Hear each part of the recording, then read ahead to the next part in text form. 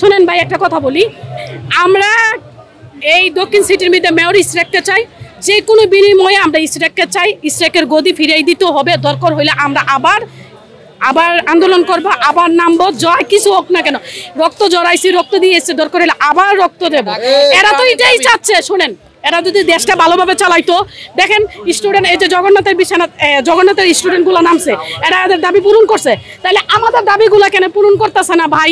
আমাদের দাবিগুলো কেন পূরণ করছে? এরপরে দেখেন ঢাকা বিশ্ববিদ্যালয়ের ওই যে কি যে স্টুডেন্ট, ওর নামটা আমি জানি না, ওর হত্যার বিচার এখন পর্যন্ত হয় নাই। হ্যাঁ হয়েছে, হ্যাঁ শামুর হত্যার বিচার এখনো পর্যন্ত আমরা পাই নাই। এটার আসল খুনি কে এখন পর্যন্ত সিসি ক্যামেরাতে বাইর করতে পারে নাই, এখন পর্যন্ত ওইটাও ভালোভাবে হয় নাই। তাইলে আমরা বিএনপি এত ক্ষমতা, এত দাপট, আমাদের ক্ষমতা হইলে আমাদের যে এই ছাত্র দল যুব দলের পোলাপাইনটি এত মারা গেল, 2টা স্টুডেন্ট মারা গেল, কই আমাদের তাদের বিচার একটাও পাই নাই। আর তাদের স্টুডেন্টগুলোর জন্য সেদিন নামলো, 4 দিনে বৃষ্টিতে নামলো, আর আজকে আমরা 6 দিন 7 দিন ধরে নেমে আছে।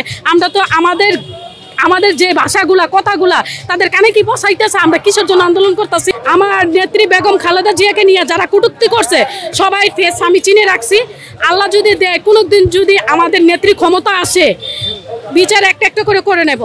এই যে এই তেলবাজ কিছুদিন আগে বলছিল আমাদের নেত্রী নাকি আগুন দিয়ে পুড়ে মাইরা লাইছে, ডক্টর মোহাম্মদ ইউনূস, উনি কি নির্বাচন হয়েছে?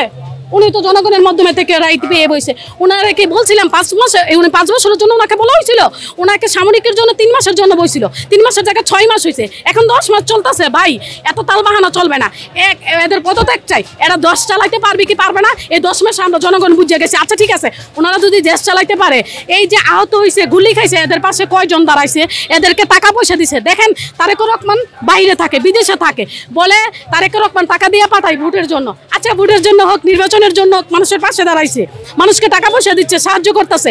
তো তোমরা যে এই জুলাইয়ের বিপ্লবের মানুষের রক্তের উপরে দাঁড়াইয়া তোমরা কি করছো?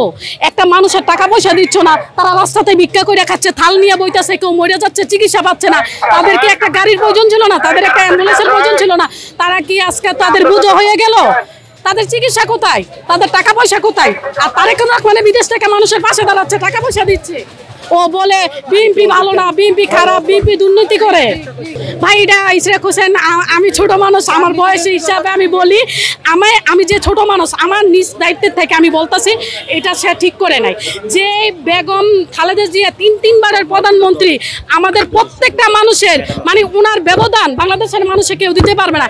যে এত অত্যাচার সহ্য করছে, জেল খাটছে, যে নারী মানে এখন পর্যন্ত বিরোধী দলের নেত্রীকে এখনো একটা মুখের ভাষা খারাপ করে নাই। আর যতটা বছর ধরে এই মহিলা আছে, এই মহিলা কত দুর্নাম, কত খারাপ ল্যাঙ্গুয়েজ, আপনারা তো জানেন যে খালেদা জিয়াকে কত অপমান সহ্য করছে। কিন্তু আপনি দেখছেন খালেদা জিয়া কোনোদিন হাসিনাকে নিয়ে একটা দুর্নাম গাইতে, কোনো একটা খারাপ ভাষা ইউজ করতে। কারণ বেশি শিক্ষিত মানুষ ভালো না, কম শিক্ষিত মানুষ ভালো। উনি শিক্ষিত হয়ে কি করছে? উনি রাখছে এই স্বৈরাচারের শেখ হাসিনার মতন, এখন দেখছে আবার স্বৈরাচার দেশে চলে আসছে। এই তেলবাজকে এখন ইশরাক হোসেন কি বলবো, কিছু বলার নাই, দুঃখের বিষয়, অনেক কষ্ট পাইলাম। এই তেলবাজকে যেখানে পাবেন জুতা পিটা সেখানে করবেন, আর কেউ যদি না পারেন আমি যদি ওকে পাই আমার জুতা খুলে ওকে পিটাবো তেলবাজকে।